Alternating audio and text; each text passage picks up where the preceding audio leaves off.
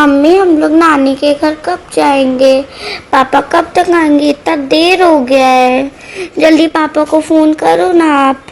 अभी बेटा जब पापा ऑफिस से आ जाएंगे तब शाम को चलना है।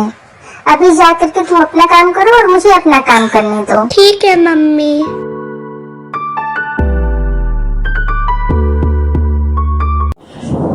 एक तो पहले ही रात हो गई थी और ऊपर से ये बारिश। अब कहाँ जाए? चलो देखते हैं, वो एक घर दिखाई दे रहा है, हो सकता है वहां हम लोग को रुकने के लिए कोई रूम मिल जाए।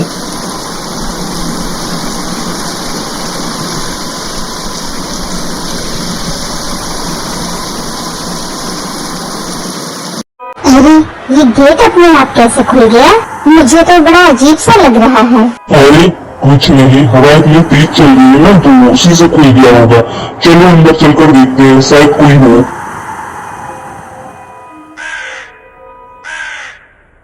घर में कोई है क्या? हम पड़ोस वाले गांव में जा रहे थे, रास्ते में बारिश शुरू हो गई। यदि आज रात रुकने के लिए कोई यहाँ रूम मिल जाता तो बड़ी मेहरबानी होती बेटा। घर में कोई बड़ा हो तो उसे बुला दो।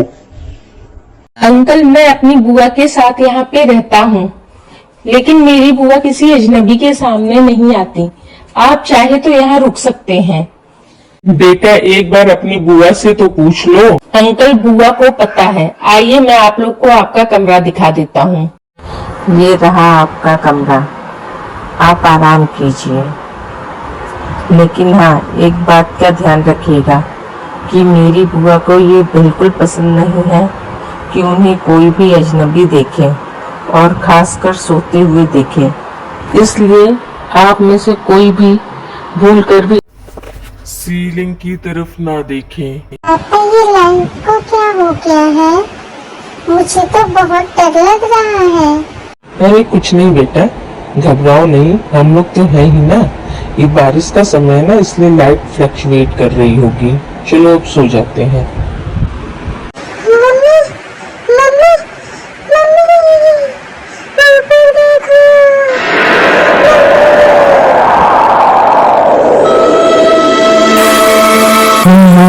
ये सब क्या है? ये क्या है? कुछ पता नहीं। अब क्या होगा? यहाँ से निकलने की कोई तकलीफ सोचते हैं, तब तक अलग शोर मत मचाओ। बोला है मेरे भतीजे ने कि छत की तरफ घूर कर मत देखना, और गलती की है तुम लोगों ने तो उसकी सजा भी भुगतने के लिए।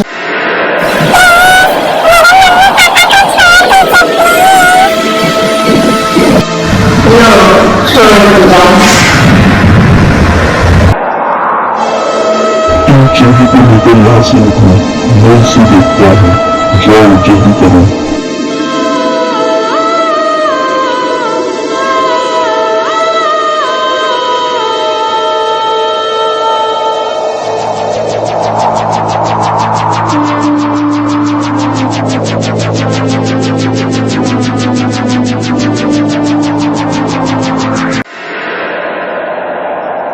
बोला था ना तुम लोगों को कि सीलिंग की तरफ मत देखना। अब जब तुम लोगों ने देख लिया है तो अब यहाँ से बचकर कोई भी बाहर नहीं जा सकता। लेकिन हम लोगों ने तुम्हारा क्या बिगाड़ा है? हम लोगों को छोड़ दो प्लीज। जानना चाहते हो तो सुनो। हमारा पूरा परिवार एक कार एक्सीडेंट में मारा गया। इस घर में सिर्फ मैं और मेरी बुआ ही बची। मेरी बुआ बहुत ही दयालु स्वभाव की और बहुत ही सुंदर महिला थी। एक रोज बहुत ही ज्यादा बारिश हो रही थी। 2 आदमी यहाँ पर आश्रय मांगने के लिए आए, तो मेरी बुआ ने उन्हें रुकने की इजाजत दे दी। वो हमारे बगल वाले कमरे में रुके।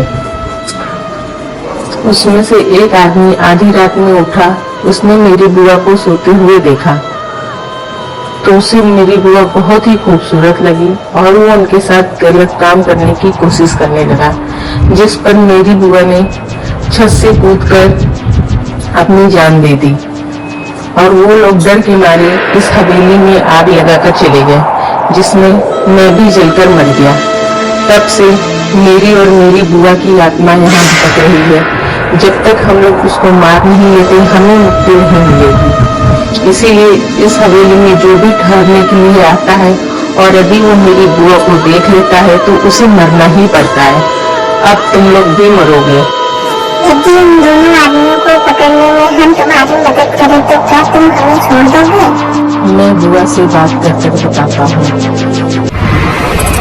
ठीक है, लेकिन याद है कोई भी चालाकी करने की कोशिश मत करना। मैं जल्दी तुम लोगों से मिलने आऊंगी। अब तुम लोग जा सकते हो।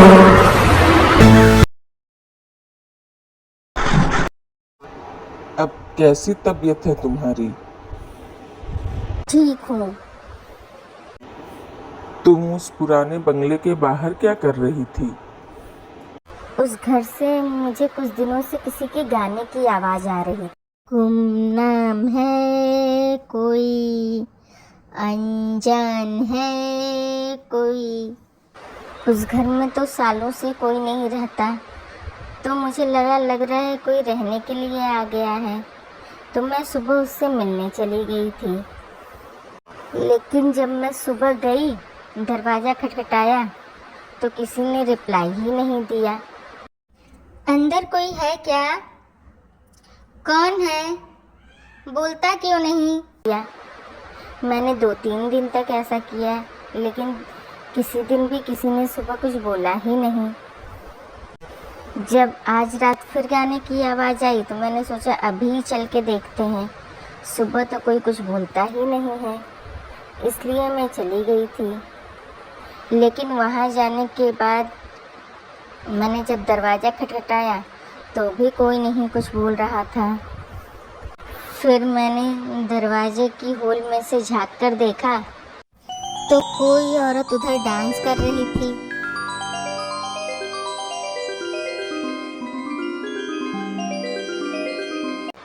मैंने फिर आवाज़ दिया, कौन है यहाँ? यहाँ तो कोई नहीं रहता है। लेकिन कोई कुछ नहीं बोला। मैंने फिर दोबारा से वहाँ पर देखा तो वहाँ पर मेरी आंखें फटी की फटी रह गईं। वहाँ सब कुछ लाल था, गहरा चटक लाल। शायद वो उसकी आंखें थीं जो दूसरी ओर से मुझे ही देख रही थी और वह मुझे कोई चेतावनी दे रही थी। उसके बाद मैं डरकर बेहोश हो गई। शायद वह वापस आ गई है।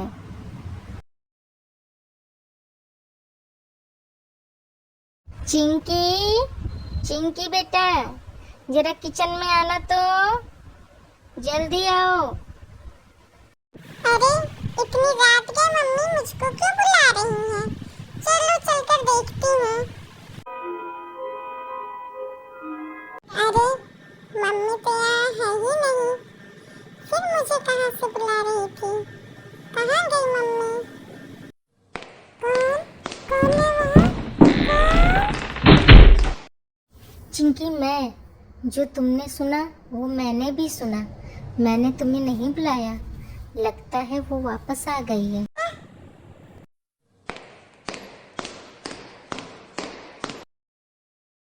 क्या हुआ? तुम रो क्यों रही हो? मुझे लगता है कि वो वापस आ गई है और आपने अभी तक उन दोनों लड़कों का कोई पता नहीं लगाया।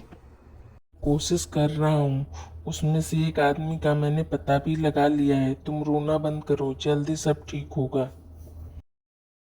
कौन है गाड़ी में? कौन है वो?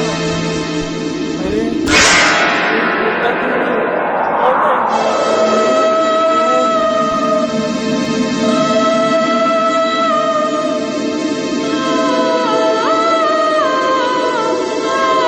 अरे मम्मी पापा तो अभी तक सो रहे हैं।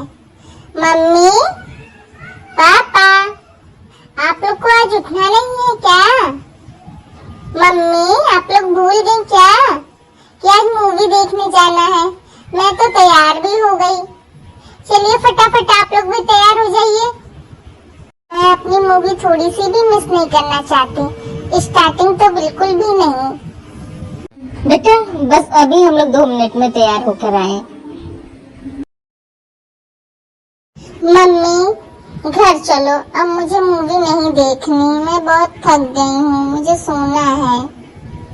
अरे बेटा अभी तो तुम मूवी देखने के लिए इतनी एक्साइटेड थी और अब घर चलने के लिए कह रही हो, क्या हुआ? तुम्हारी तबीयत तो ठीक है ना?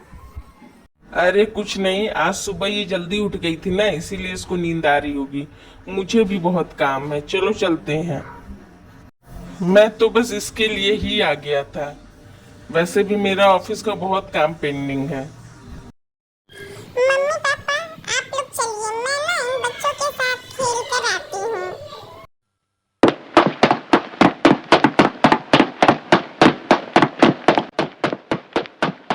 अरे ये घर के अंदर से आवाज कैसी आ रही है? हाँ जल्दी चलो, चलकर देखते हैं। अरे चिंकी यहाँ कैसे? मम्मी पापा आप लोग मुझे छोड़कर कहाँ चले गए थे? मैं कब से दरवाजा पीट रही हूँ।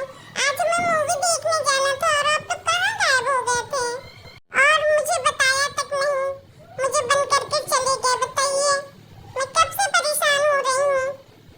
अरे बेटा तुम तो हमारे साथ ही ना गई थी, फिर तुम बाहर खेलने लगी, फिर अंदर कैसे आ गई?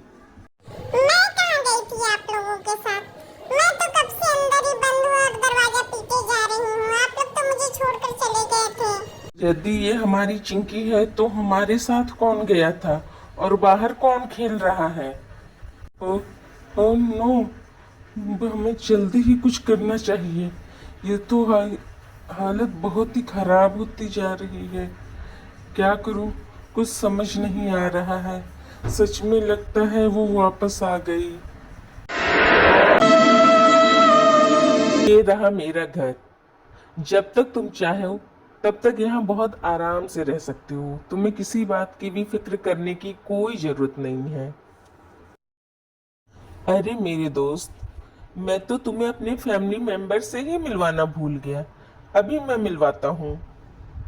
डेजी, डेजी, कहाँ है मेरा बच्चा? यहाँ आओ। अरे ये आ गई डेजी, इससे मिलो। और डेजी ये मेरा दोस्त है, हेलो बोलो। हेलो डेजी, मुझसे दोस्ती करोगी? लग रहा है मैं डेजी को पसंद नहीं आया, इसीलिए वो मुझको घूरे जा रही है। अरे नहीं नहीं, ऐसी कोई बात नहीं है। फर्स्ट टाइम ना तुमसे मिली है, शायद इसीलिए। धीरे धीरे घुल मिल जाएगी तो सब ठीक हो जाएगा। हाँ शायद तुम ठीक बोल रहे हो। अरे यार, मुझे आजकल अपने डेजी की चिंता बहुत होने लगी है। पता नहीं उसको क्या हो गया है। वो बहुत शांत शांत सी रहने लगी है। सोचता हूँ उसको किसी डॉक्टर को दिखा दूं। हाँ तुम सही कह रहे हो, हमें इससे किसी अच्छे डॉक्टर को दिखाना चाहिए। मुझे तो यही नहीं समझ आती है, जब मुझे देखती है मुझे घूरने ही लगती है। ये तो मुझसे अभी तक घुल मिल भी नहीं पाई है। अरे यार, तुमसे एक बात कहनी थी।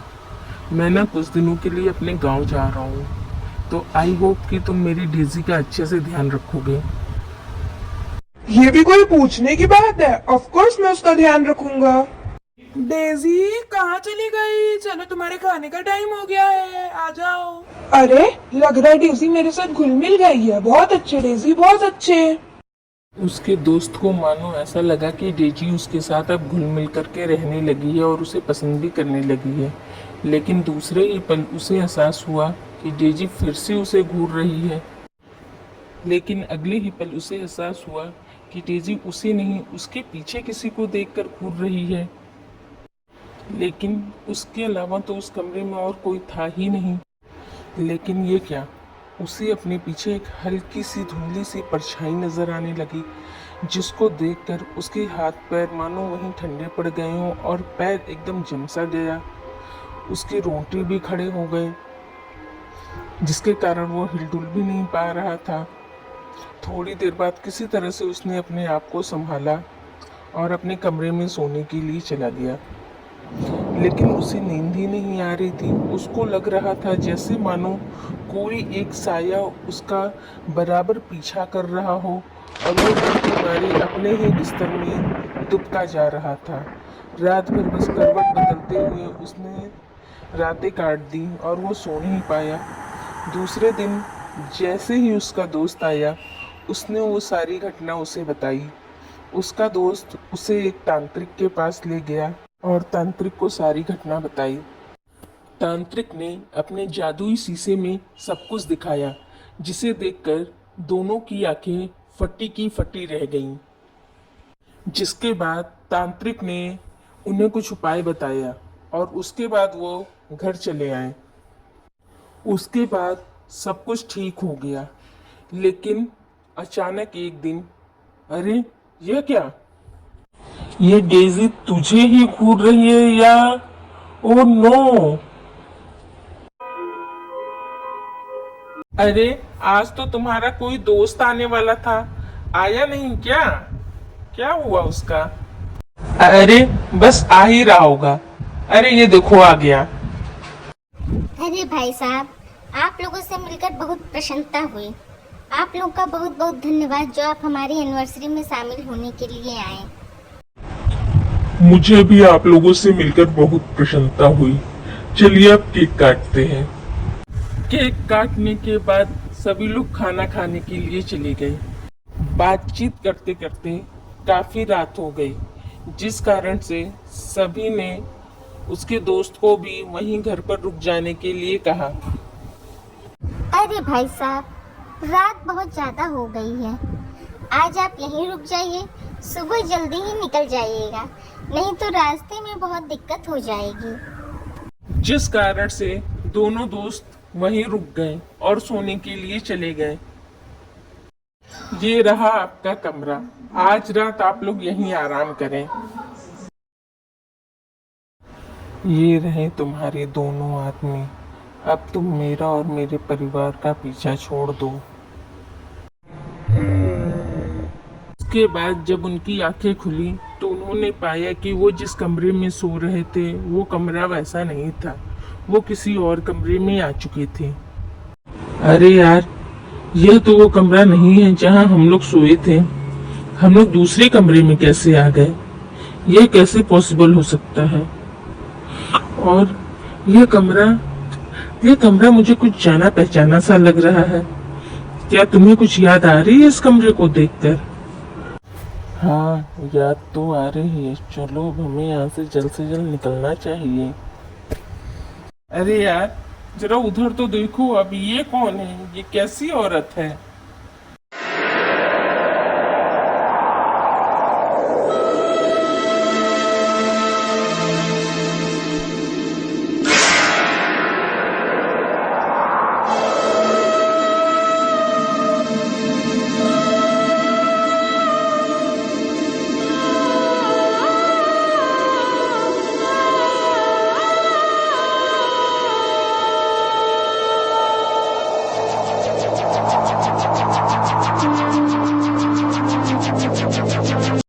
ओह नो, ये सब क्या था?